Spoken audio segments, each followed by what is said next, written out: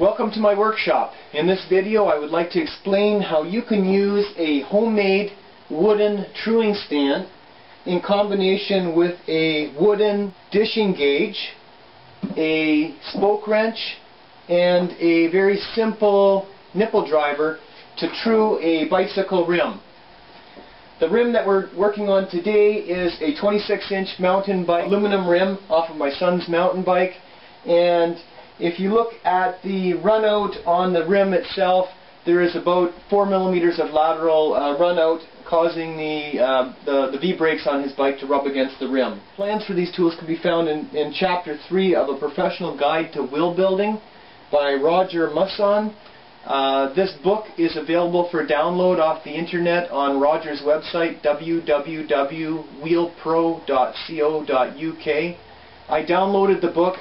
It's 110 pages and read it cover to cover before building the tools. This book is an excellent resource. It's very well presented, the topic of wheel building and truing, and I highly recommend it. Before we begin, I'd like to point out a few of the features of the truing stand and how it's used. You can see that the left-hand side of the truing gauge is slotted. This allows the support to be moved in or out to compensate for different hub widths. And the gauge that's currently sitting on the stand has rubber foot pads on the bottom, and it's just simply set down on top of the base plate of the stand, and the rim is spun, and this gauge is used to determine by eye how much lateral runout or side-to-side wobble there is in the rim. And you can see with this rim there's a significant amount of runout. The radial gauge is of similar construction. It also has rubber foot pads on the bottom, and it's used to determine how much runout radially there is in the wheel. And in this case you can see that this wheel is actually running quite good. There's not a lot of runout in the radius of the wheel. When bicycle wheels are built, the rim is centered between the hub lock nut on the drive side and the hub lock nut on the non-drive side. During the truing process, it's possible that if the spokes are tightened too much on one side, the rim will no longer be centered between the two hub lock nuts. So it's critical to periodically check that the rim is centered between the hub lock nuts.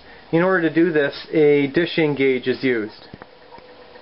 The 2 feet of the dishing gauge are placed on the rim, and the pointer, which in this case is just an old X-Acto knife, is then dropped down until it hits the nut, and then it's locked into position. With the pointer locked into position, we then flip over the rim. Then we take the dishing gauge and we place it on the rim, and in this case the nut is sitting a little bit proud and the feet are not sitting properly on the rim. This is an indication that the nut is too high. In order to correct this, we would tighten the spokes on this side and or a combination of loosening the spokes on the opposite side. When truing a rim, it can be very difficult to tighten the spoke nipples if the threads and the nipple bodies are dry. So it's recommended to put some oil on the threads and on the body of the nipple in order to facilitate easier tightening. In order to do this on this particular rim, the nipples are have not been lubricated. So starting at the valve stem hole, I loosen off one nipple at a time with a flat screwdriver, and then I remove it with my nipple driver. Once the nipple is removed, I take some SAE 30 non-detergent motor oil and put a drop on the threads and also on the body of the nipple, and retighten that nipple back onto the spoke. This process is repeated for all of the nipples and spokes all the way around the circumference of the rim, using the nipple driver to turn the nipples in until it disengages is a good way to ensure that you start with even tension on the spokes all the way around the rim. After lubricating all of the nipples on the wheel, the next step is to use the dishing gauge in order to center the hub. In order to do this, though, the wheel needs to be relatively close or relatively true. So we put the wheel into the truing stand and we give it a spin and move the lateral truing gauge slowly towards the rim until it touches. The areas where on the rim that touch the lateral truing gauge on this side, we want to tighten the spokes on the opposite side. In the areas where there's a large gap between this side of the rim and the lateral truing gauge, we want to tighten the spokes on this side. At this point, I would not recommend loosening any spokes. It's better at this point, because the spokes are relatively loose, to only do tightening. And I did this in half-turn increments until the wheel was relatively true. When you tighten the spokes, you want to use your spoke wrench with the tightest possible slot on it, and in order to tighten a spoke, you slide the spoke wrench onto the nipple, and looking through the back of the nipple, through the back of the rim, you want to turn it clockwise in order to tighten.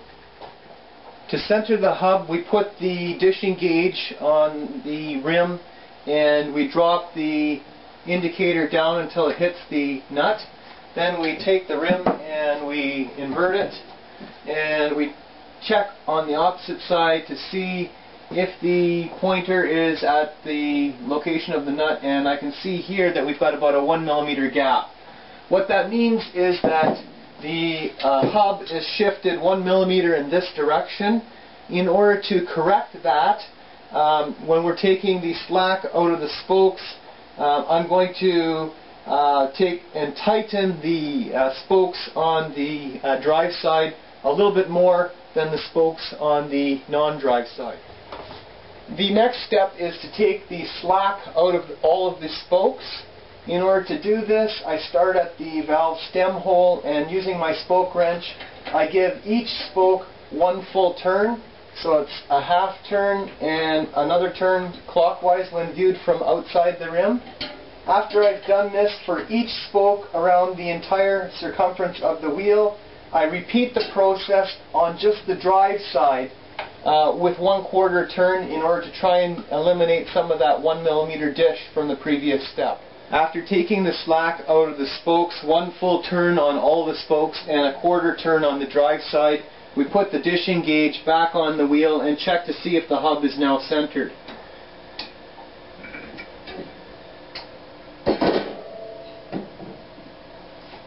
In doing this, I see that there's still about a 1 millimeter gap between the tip of the indicator and the hub nut on the non-drive side, indicating that we still need to do another 1/4 turn on the drive side spokes.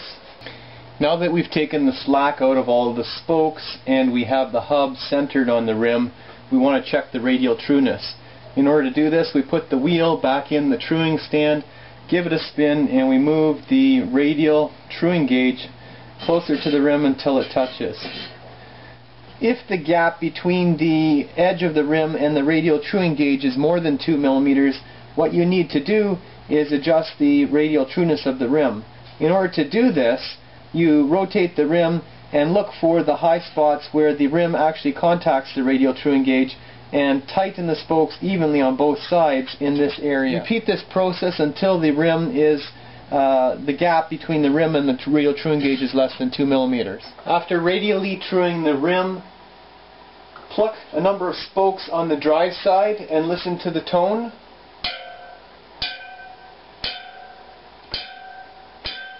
Then pluck a number of spokes on the non-drive side and also listen to the tone.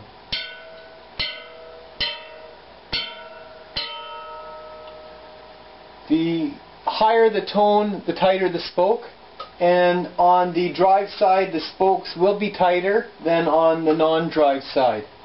The next step in the truing process is to true the rim laterally using the lateral truing gauge, but in tightening and loosening the spokes, what you want to do is try to equalize the spoke tension on the drive side and equalize the spoke tension on the non-drive side.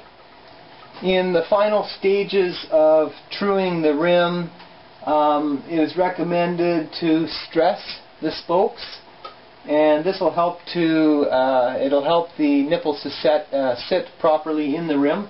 And to stress the spokes, you want to grab the two parallel spokes that are two apart, and just give them a gentle squeeze. Once you've gone all the way around once, you won't hear the noise anymore. Likewise, you do the same thing on the opposite side.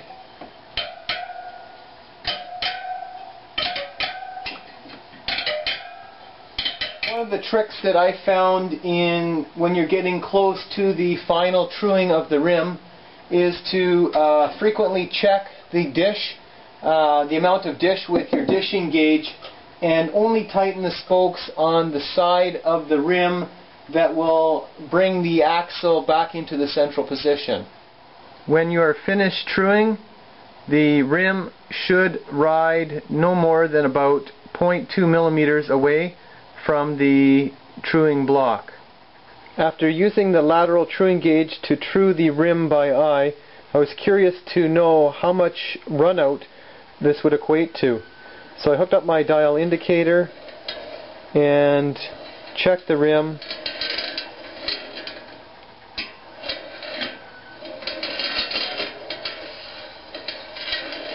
And there is approximately 15 thousandths of an inch of indicator runout, which equates to about 0.4 millimeters.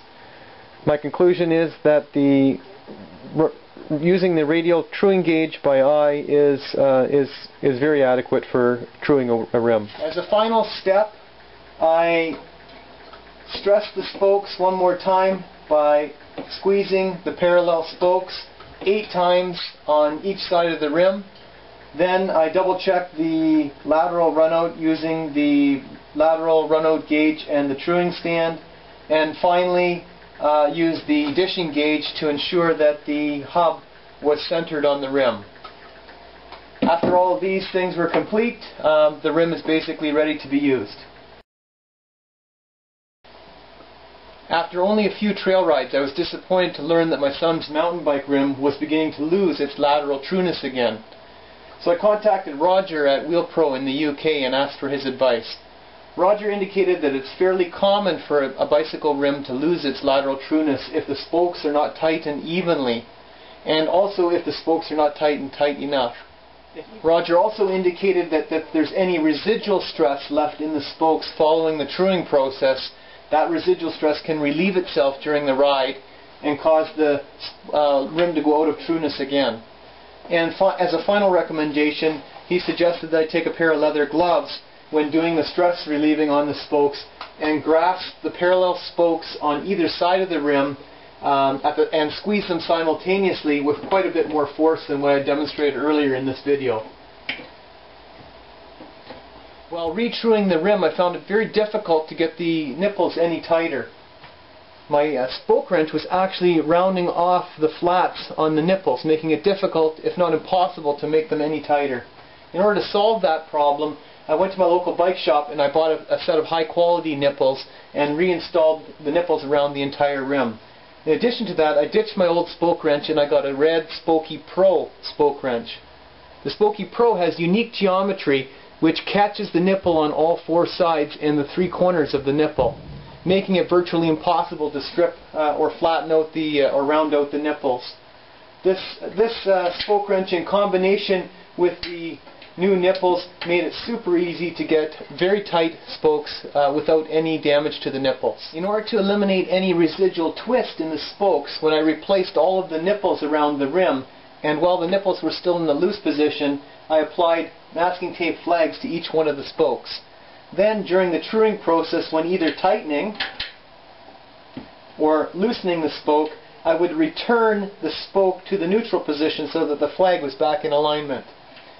Hopefully all of the above steps will be enough to keep this rim true. Until I get some more mileage on the rim, I won't know for sure how successful I've been. In the meantime, happy biking and good luck with your wheel truing.